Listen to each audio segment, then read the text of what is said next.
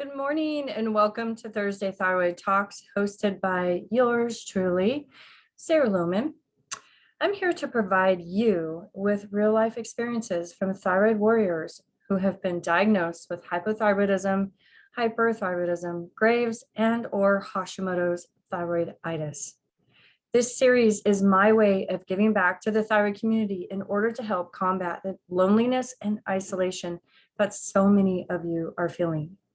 I provide that support by holding space for women from the thyroid community who volunteer to talk about and share their thyroid journeys with you. I'm hoping this series will help women struggling daily from tons of life-altering symptoms by bringing in awareness and change to how they are being viewed and treated. Today, we have a very special guest from the beautiful country of the Netherlands, from Amsterdam. Her name is Nadine.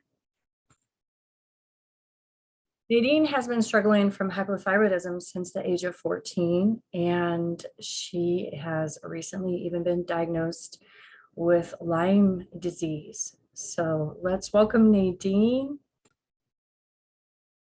Welcome, welcome. Welcome, welcome.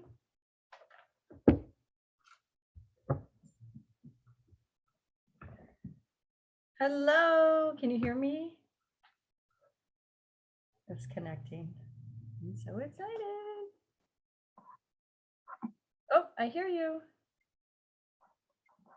Hi. Hi. So good to see you. I can't hear you. 1 second.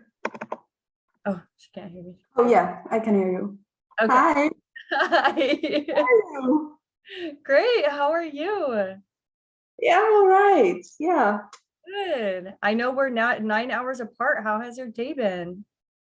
Yeah, quite busy because I'm working on like my last projects for my studies. So yeah, busy with all that, like interviews and stuff like that.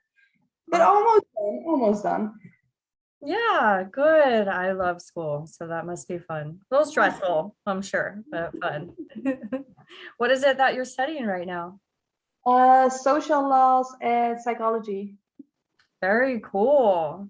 Very cool. I love it. Yeah. Well, why don't we jump in with like an introduction of who you are, a little bit more of who you are and where you're at, and then feel free to just start at the beginning of your story, wherever that may begin, all the way up until like where you are now and what's going on. Yeah, so I'm Nadine.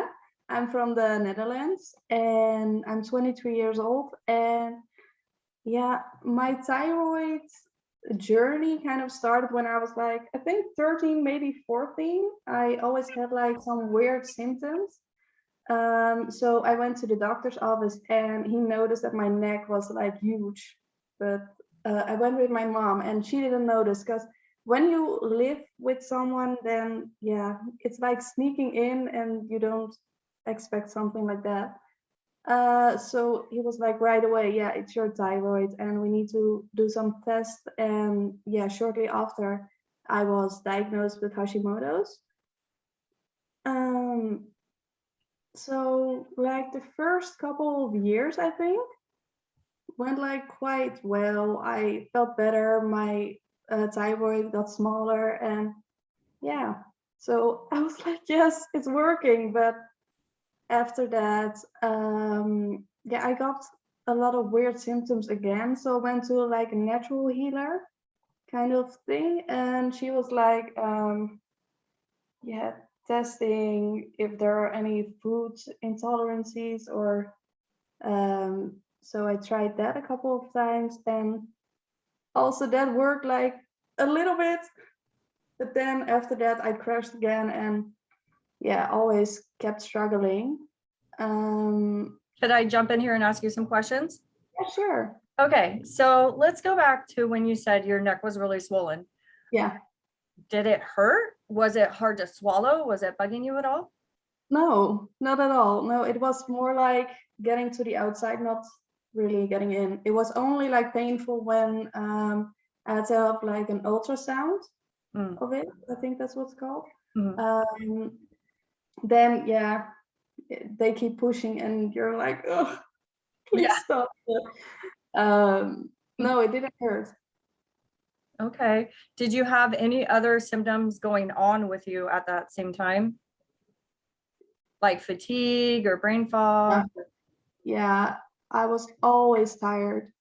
I still am, but I think most of the times it was like being tired all the time, and I was always getting sick. When someone was coughing, like a couple people next to me, then I got it like a couple days after. So yeah, it was mostly like being tired and that. So your immune system was always a little lower and you would catch things easily? Yeah. Yeah. I also, when I was around 10, I think it was, I had a blood virus, so my immune system also back then was like a little bit screwed. But yeah. What did you say? You had a what? Blood virus for like half a year. I'm not sure how to. Blood fire? Virus. Blood fires? Sorry, my accent. Virus. Like. Oh, blood virus. Yeah. I was like, I'm sorry. No, not fire. okay, that's okay. So what do you mean? What kind of a blood virus? Oh, I only know the Dutch name. Let me check 1 second. Was it the Epstein-Barr by any chance? No.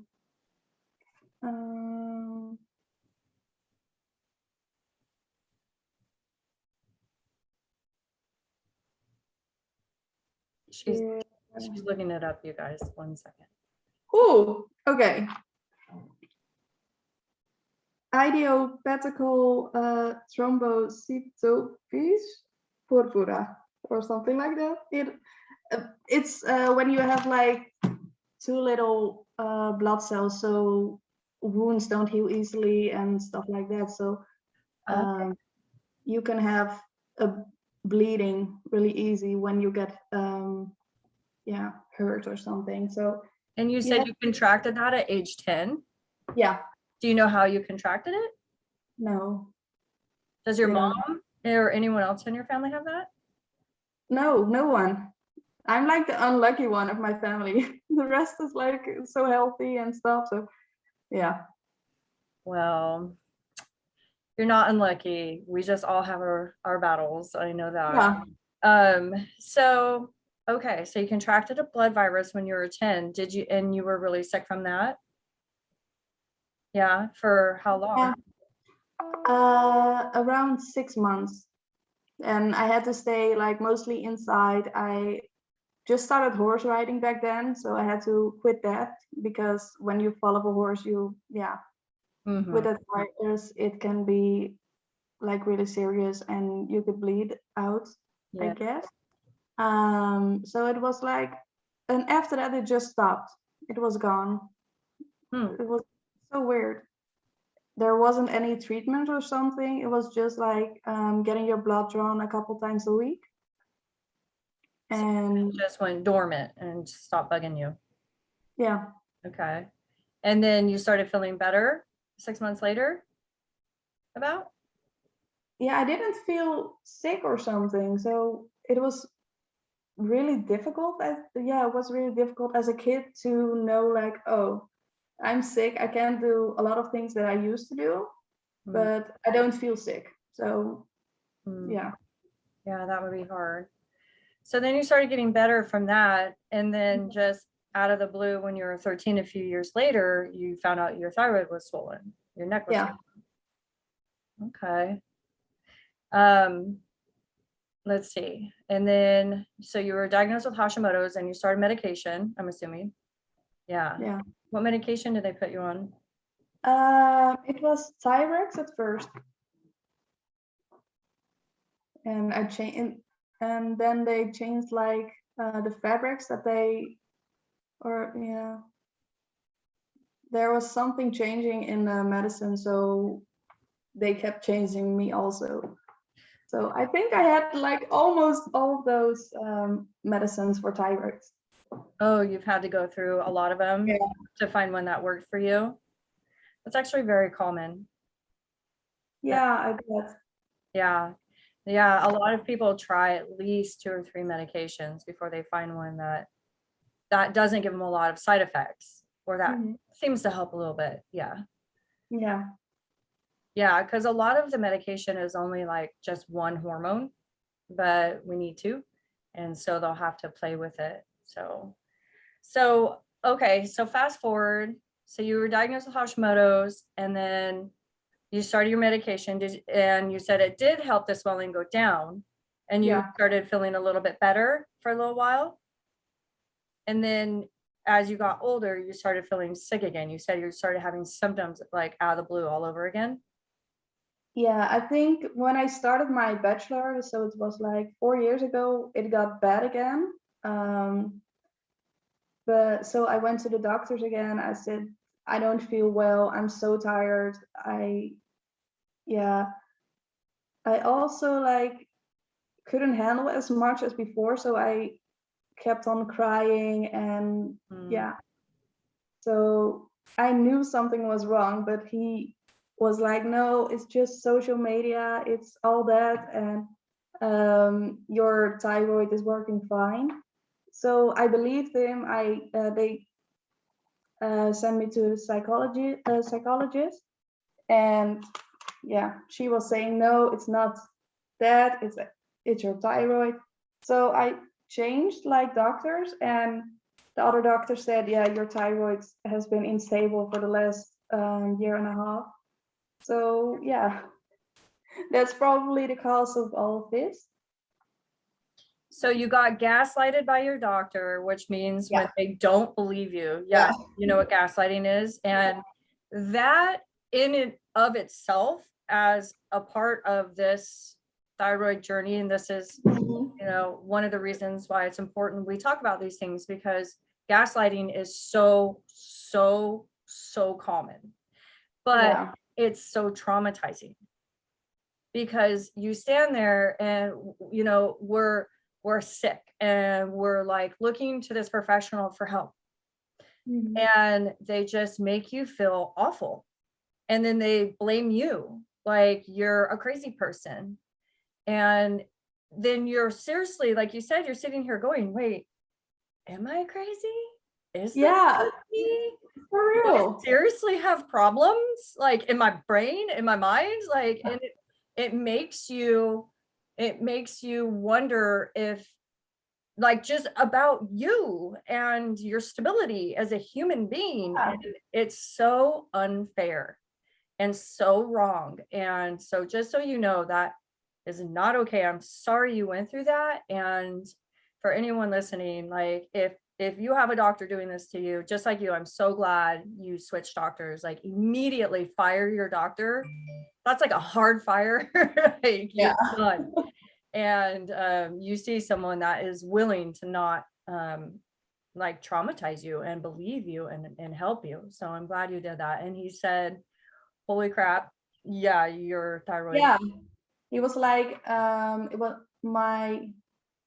yeah, all the results of my blood exams were on his computer screen. He turned it around. He said, look at all those red numbers. You've been like mistreated all this time. Just because you had the wrong doctor. Yeah. Oh, well, so what did this new doctor do for you? At first he got me another ultrasound because my thyroid like switches a lot. So one day it's bigger than the other, still happens. It's like, Hyperthyroid. um so, and I got my blood drawn again, and then it went stable again for a little bit. But then like 2 years ago it got so bad that I had to have a nap every day because I couldn't function anymore. So then, he didn't want to send me to the hospital for like more exams and stuff like that. But then I had to get angry to make sure he would send me there. So yeah, that's like, you want your doctor to take you seriously, and that doesn't happen that often. Most of the times you have to be so tough to get what you want. Yeah. So you got angry and you yelled at him? Kind of like that, yeah. And so he sent you to the hospital, and what did they do for you there? They check like everything from your heart, lungs, all the organs. Well, I know it wasn't anywhere there, but good they checked. Mhm. And at first I had a doctor that was like, yeah, no, it's just because you have a thyroid condition, I can't do anything for you. So it kept on going, and you keep like thinking by yourself, like, okay, am I crazy? Is everyone feeling like this? How, yeah, and you keep I kept like hiding my symptoms and my feelings, so no one around me knew that I was dealing with so much. So yeah, I'm it's sorry.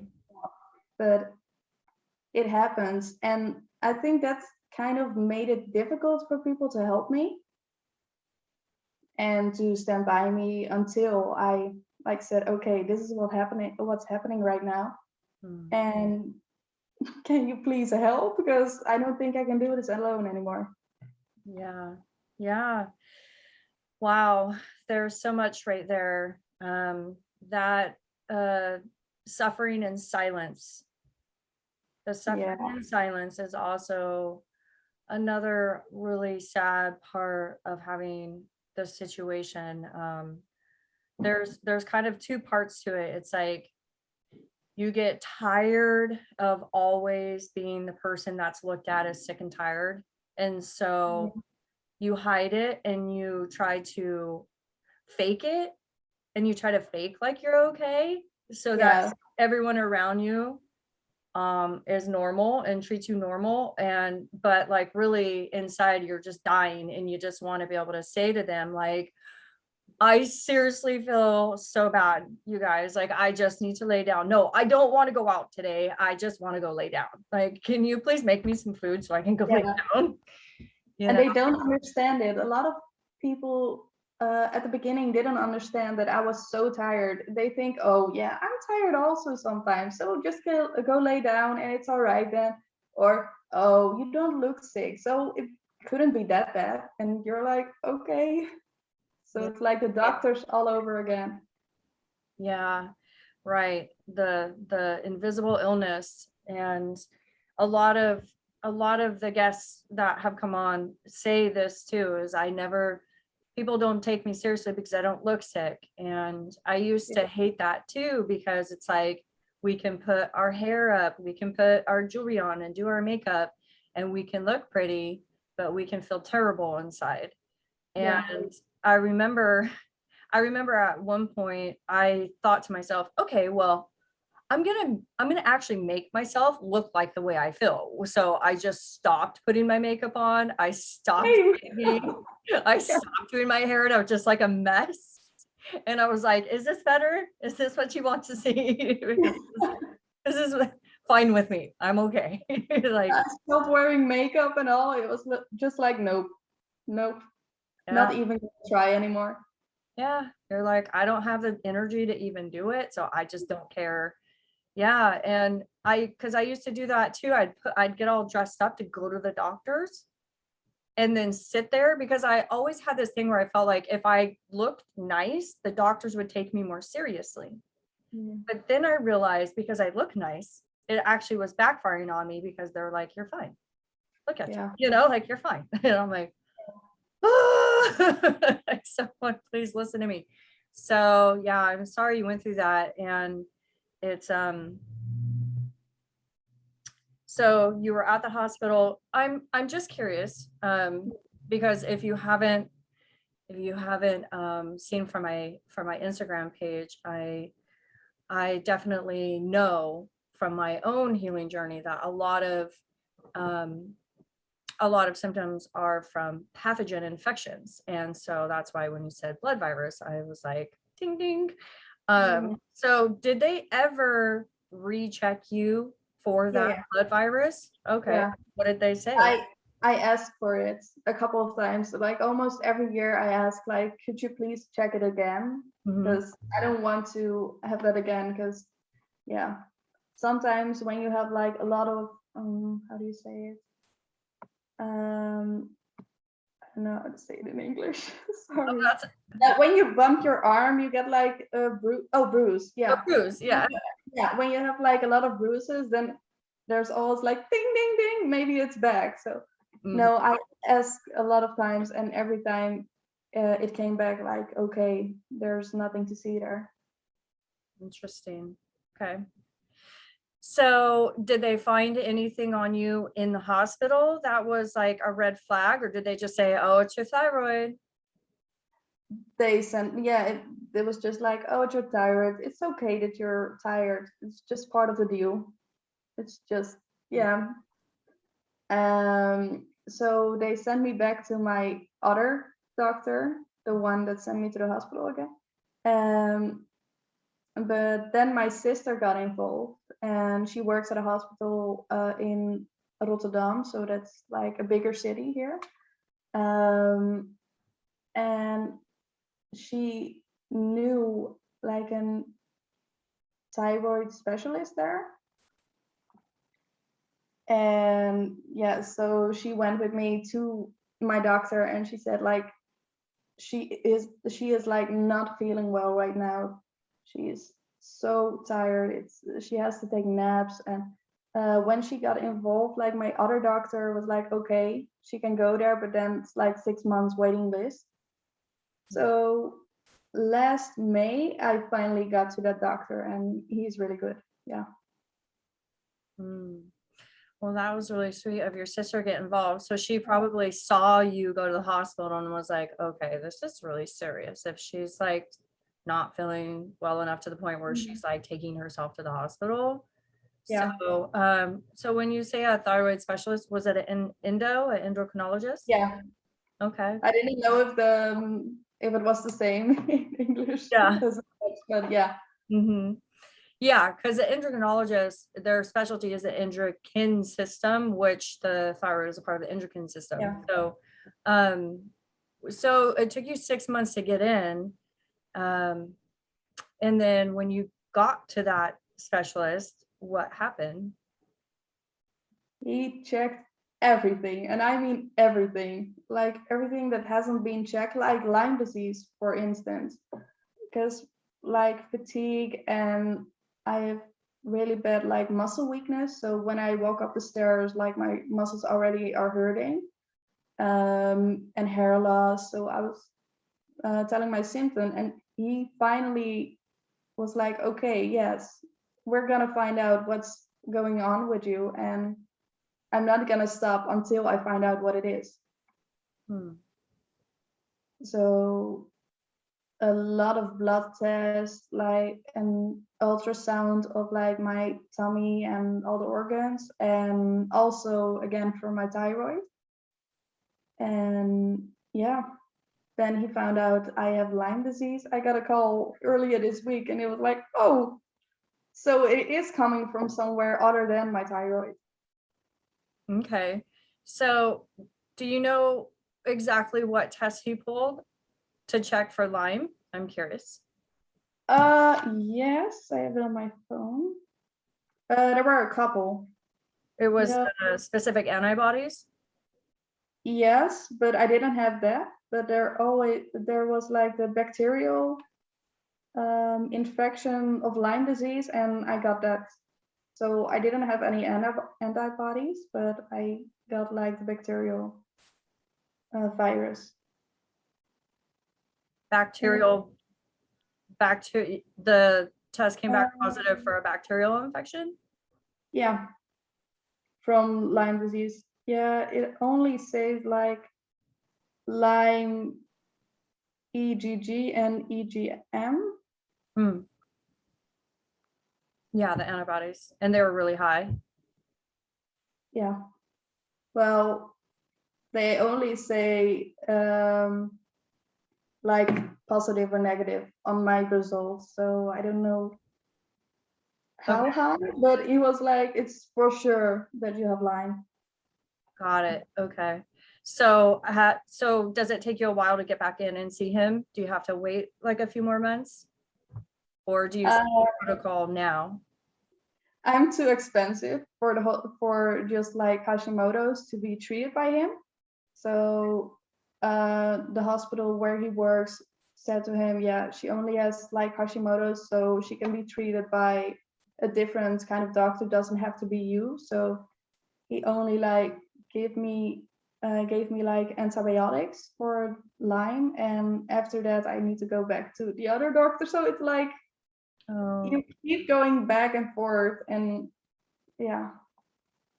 okay. So he's gonna just put you on a round of antibiotics.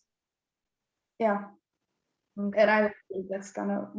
I'm I'm not sure that's gonna work. So it's interesting to talk to you different women around the world and see how the medical system is so different everywhere. Yeah.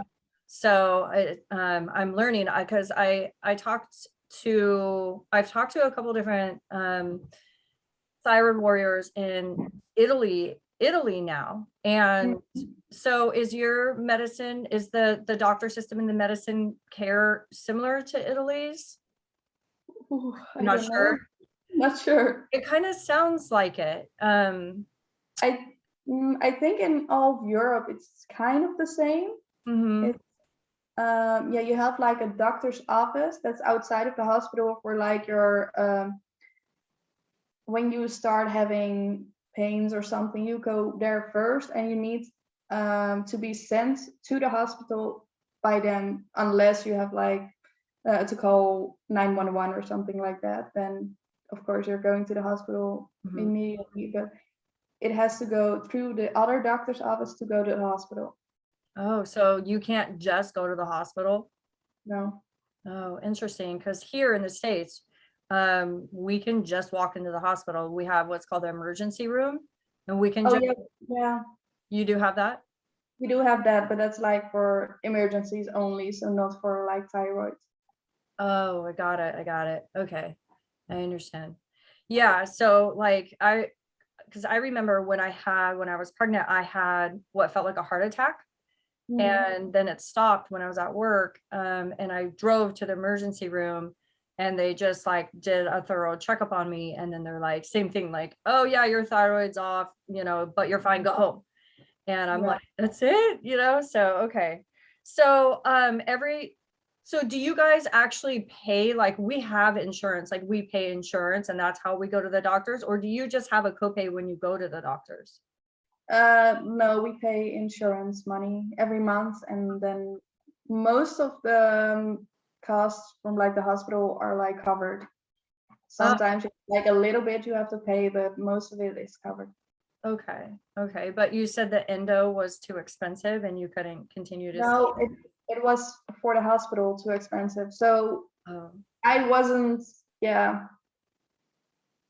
interesting enough. I almost say like medically, because I just have like Hashimoto's and Lyme. So um, he was like, I can't treat you anymore because yeah, it's too for the so uh, brain fog. It's for the hospital. It's too expensive to keep paying me to treat you.